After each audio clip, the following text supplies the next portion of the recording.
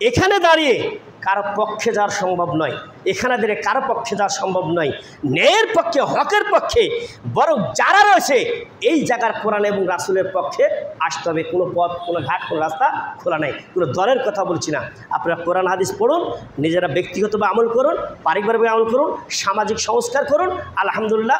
আপনি রাজনীতি করেন, যে দল ইচ্ছা করেন, সমস্যা নাই। রাজনীতি করেন, কল্যাণকর কাজ করেন। আপনি রাজনীতি করেন, মানুষের কল্যাণে কাজ করেন। মানুষের কল্যাণে যে অবস্থানে রয়েছেন, যেই সেখান থেকে যে কল্যাণকর কাজ করেন, এই কল্যাণকর কাজ করার কারণে পরকালে আপনি কামিয়াবি হয়ে যাবেন আলহামদুলিল্লাহ। এবং আল্লাহর আরশের যে 7 শ্রেণী মানুষ ছায়া পাবেন, তারপরে একটি হচ্ছে ন্যায়পরায়ণ শাসক। যদি ন্যায়ের সাথে কাজ করেন, যে দলই হোক, যেখান থেকে হোক, ন্যায়ের সাথে যদি কাজ করেন, সেই দিন বিচার মাঠে আল্লাহর আরশের ছায়াতলে আশ্রয় পাওয়া যাবে। অতএব আল্লাহ রাব্বুল আলামিন সকলের মন মানসিকতার পরিবর্তন ঘটে যেন এই যে মিথ্যা মামলা, মিথ্যা হামলা, মিথ্যা ষড়যন্ত্র, একজন কথা বললেই তার বিরুদ্ধে অভিযোগ পুলিশের কাছে, পুলিশ এসে খুঁজতে থাকে, এটা কী ধরনের কথা? আশ্চর্য কথা। কিছু হলেই পুলিশকে খবর দেন, দলের মধ্যে আপনি ক্যাডিট বেড়ে, কোথায় গেল ক্যাডিট আপনার? আজকে কোথায় আপনারা? কারো ক্যাডিট নেই। কী লাভ? ওই পুলিশে আপনাকে অ্যারেস্ট করছে, ওই পুলিশে আপনাকে ধরে রাখছে, ওই পুলিশের সাথে আপনি নির্যাতিত হচ্ছেন। চিন্তা করে দেখেন নেই। যাই হোক, আল্লাহর বলে সকলকে সঠিক বুঝ প্রদান করে, সকল বলে আমি। আল্লাহর বলে সকলে ভুল ভ্রান্তিকে বোঝার তাওফিক দান করে, শুধরিয়ে সঠিক পথে আসার তাওফিক দান, সকলে বলে আমি।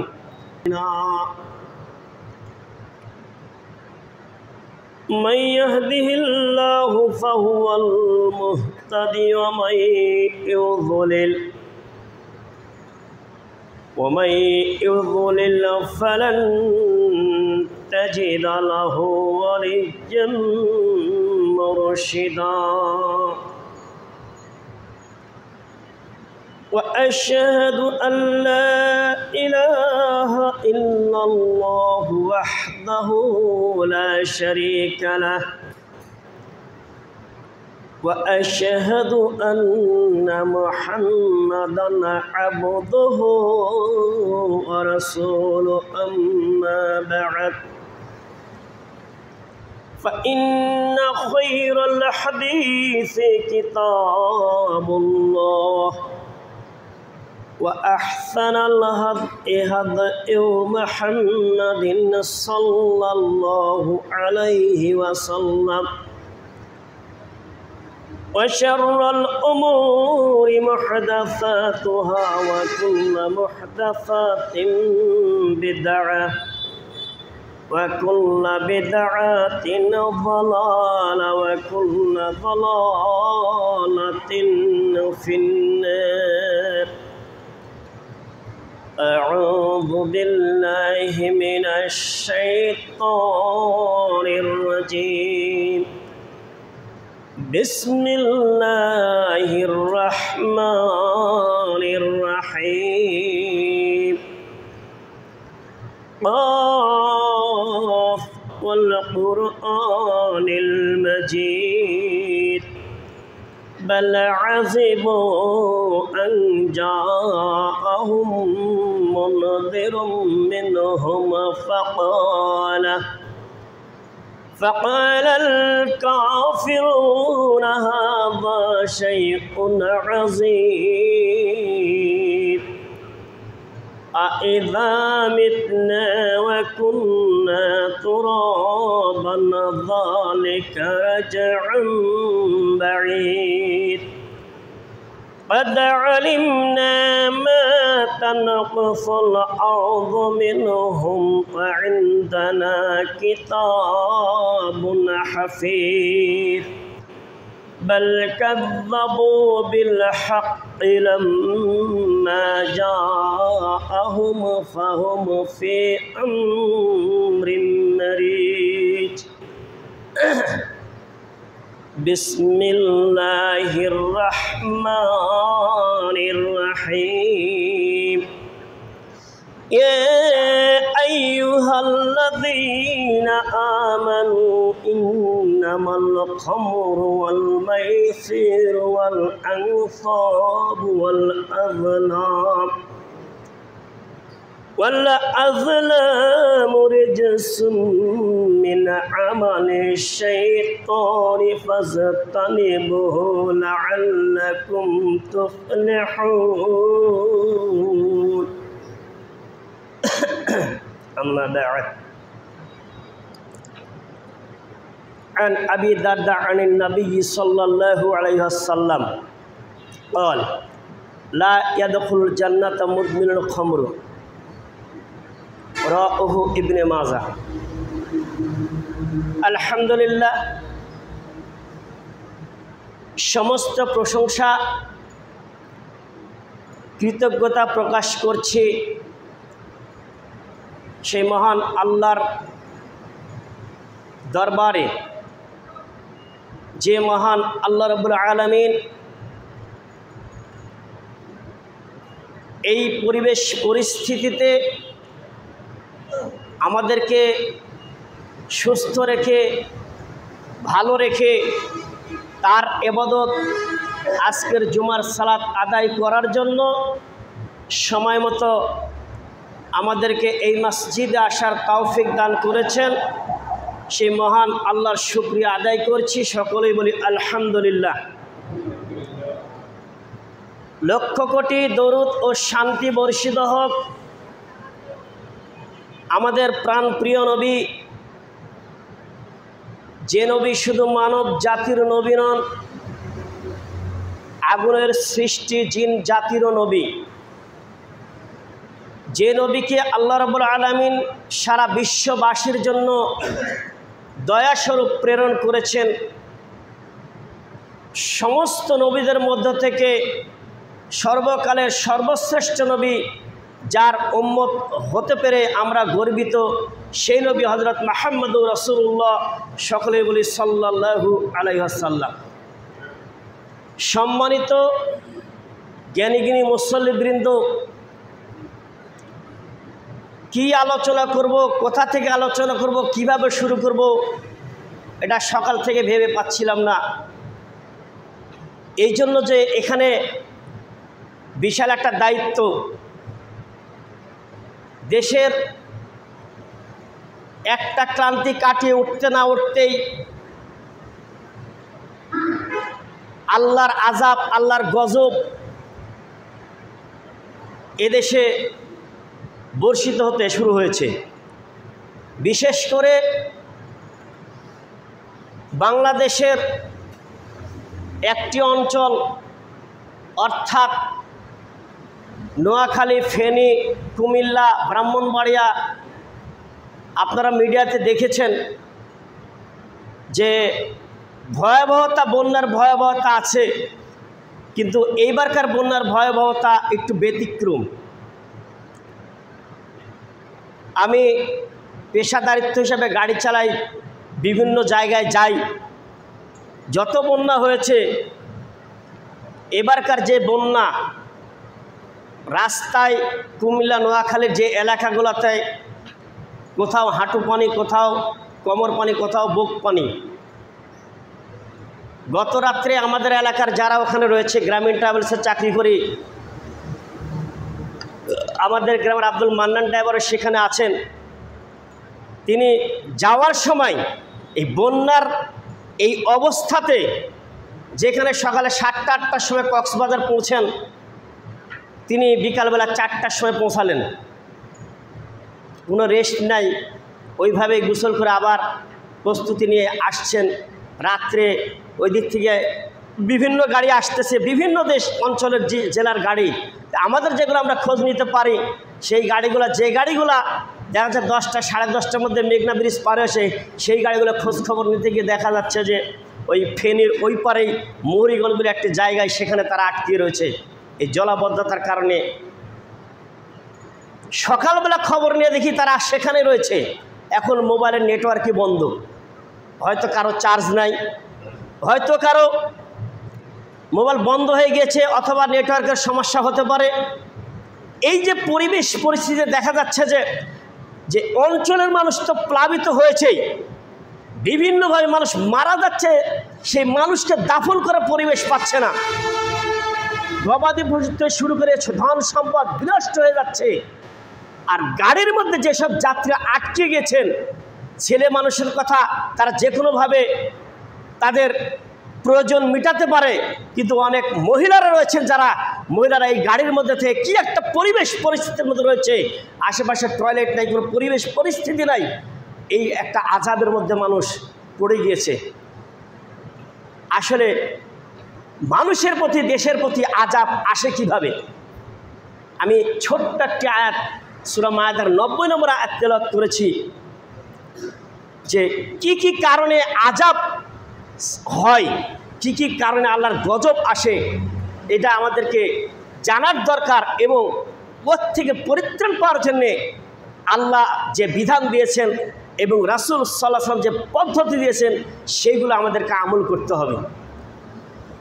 মহান আল্লাহ বলেন, ইয়া আইয়ুহাল্লাযীনা আমানু, হে ঈমানদারগণ, হে বিশ্বাসীগণ, ইন্নামাল খামরু ওয়াল মাইসিরু ওয়াল আনসাবু ওয়াল আজলাম, নিশ্চয় মদ, নিশ্চয় জুয়া এবং প্রতিমা মূর্তি এবং ভাগ্যকে নির্ণয় করার জন্য যে লটারি, আল্লাহ বলছেন রিজসুম মিন আমালিশ শয়তান, এই অপরাধমূলক কাজগুলো হচ্ছে শয়তানের অপবিত্র কাজ। এই কাজগুলো হচ্ছে শয়তানের অপবিত্র কাজ। আপনারা হয়তো অনেকে ভাবছেন পরিচিত আয়াত, এই আয়াতের পর অনেকবার অনেক জায়গায় আলোচনা করেছি, কিন্তু মানুষ পাপ করতে করতে, অন্যায় করতে করতে এমন একটা পরিবেশ পরিস্থিতির মধ্যে চলে গিয়েছে যে মানুষ পাপের মধ্যে নিমজ্জিত থেকে অনেক বড় বড় পাপকেও তারা স্বাভাবিক মনে করে নিয়েছে, যার জন্য অপরাধ চলছেই।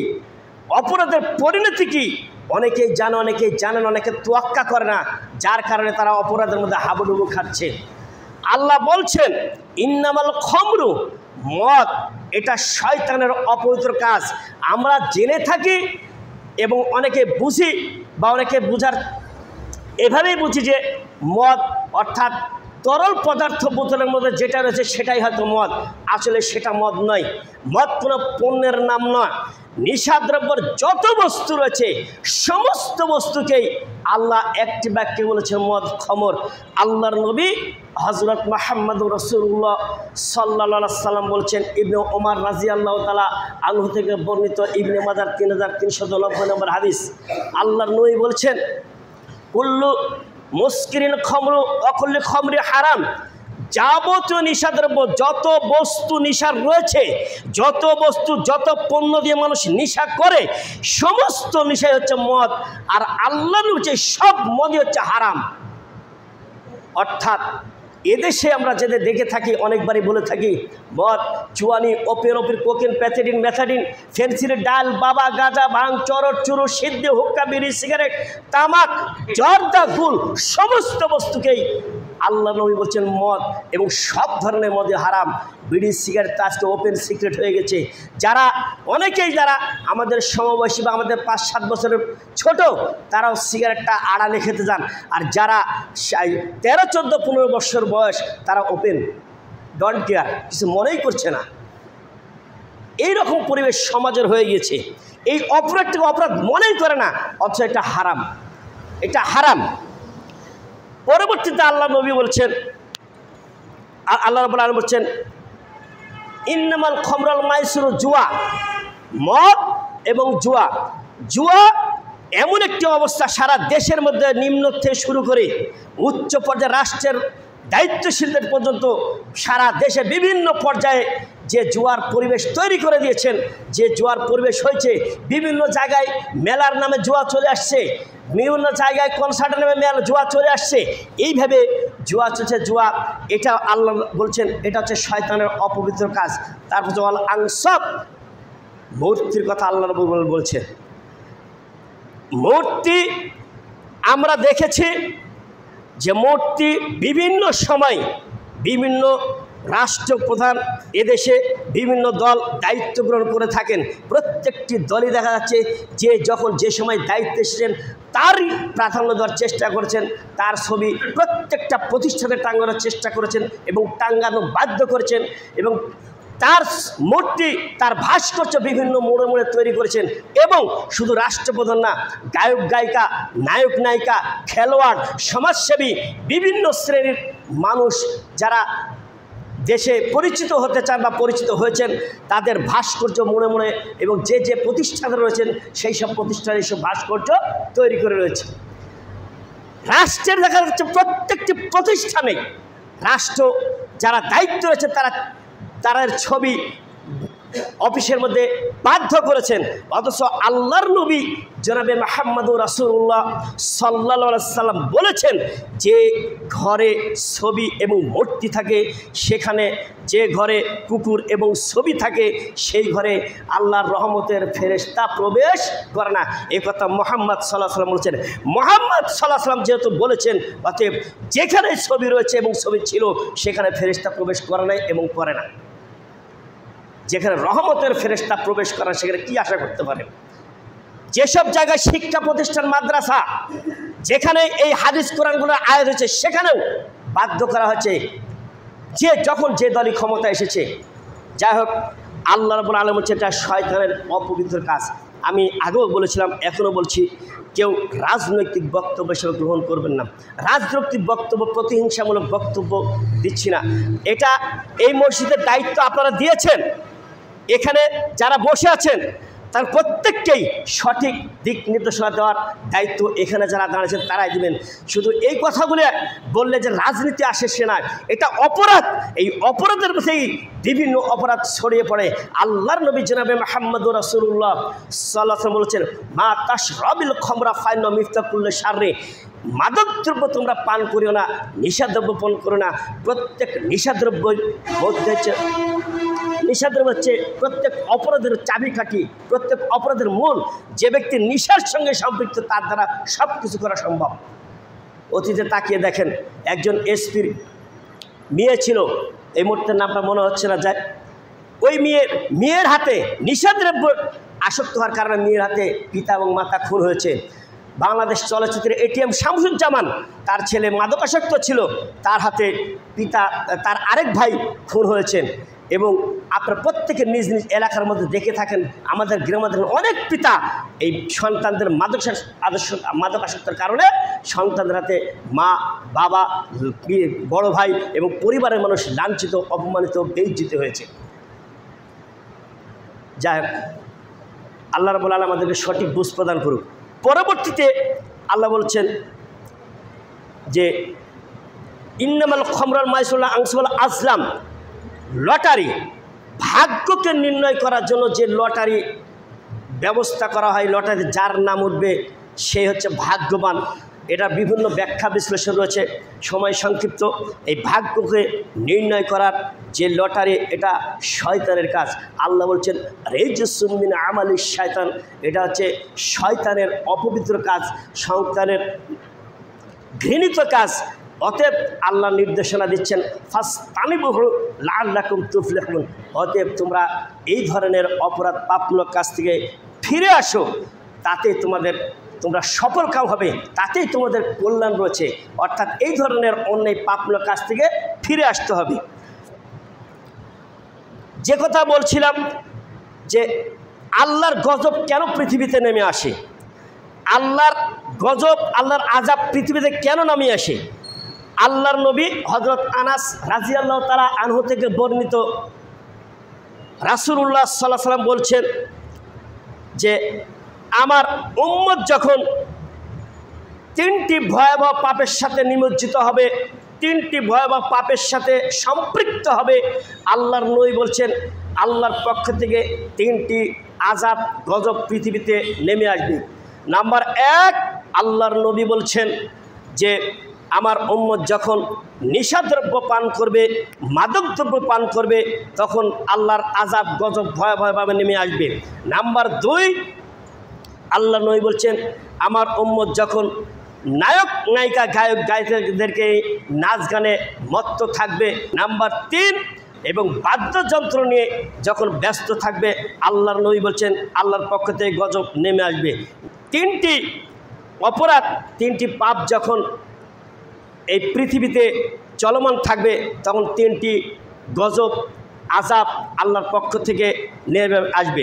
আল্লাহর নবী জনাবে মুহাম্মদুর রাসূলুল্লাহ সাল্লাল্লাহু আলাইহি ওয়াসাল্লাম বলছেন, এই অপরাধগুলো যখন পৃথিবীতে চলমান থাকবে, আল্লাহর নবী বলছেন পৃথিবীতে বিভিন্ন জায়গায় ভূমিধস হবে, ভূমিকম্প হবে। দেখুন, লক্ষ্য করুন যে এক রাষ্ট্রে ভূমিকম্প হলে আরেক রাষ্ট্রে লড়ে চড়ে বসে। ভারত, নেপাল, বিভিন্ন রাষ্ট্রে ভূমিকম্প হয়েছে, বাংলাদেশ লড়াচড়া করেছে। এরকম বাংলাদেশের বিভিন্ন অন্য জেলায় ভূমিকম্প হয়েছে, আপনারা বা বিভিন্ন জায়গার মানুষ অনুভব করেছে। আল্লাহর নবী বলছেন যে এরকম অপরাধ যখন পৃথিবীতে চালু থাকবে তখন ভূমিকম্প হবে। আল্লাহর নবী জনাবে মুহাম্মদুর রাসূলুল্লাহ সাল্লাল্লাহু আলাইহি ওয়াসাল্লাম বলছেন, যখন এই পৃথিবীতে এই অপরাধগুলো চালু থাকবে তখন আল্লাহর নবী বলছেন যে পৃথিবীতে আল্লাহ রাব্বুল আলামিন আল্লাহ নবী বলছেন যে অন্য কোনো জাতি দ্বারা নির্যাতন, নিপীড়ন, জুলুম, অত্যাচার চালাবেন অথবা আল্লাহর পক্ষ থেকে উপর থেকে গজব বর্ষণ হবেন। এটা মিলে দেখুন, আল্লাহর নবী বলছেন অন্য জাতি দিয়া মুসলিমদের উপরে অত্যাচার, নির্যাতন, নিপীড়ন চালাবেন অথবা আল্লাহর উপর থেকে গজব বর্ষণ করবেন। আজকে সারা দেশের মধ্যে যে অঞ্চলগুলি বন্যায় প্লাবিত হয়েছে, আপনারা মিডিয়াতে শুনেছেন, ভারতের মিডিয়া এটা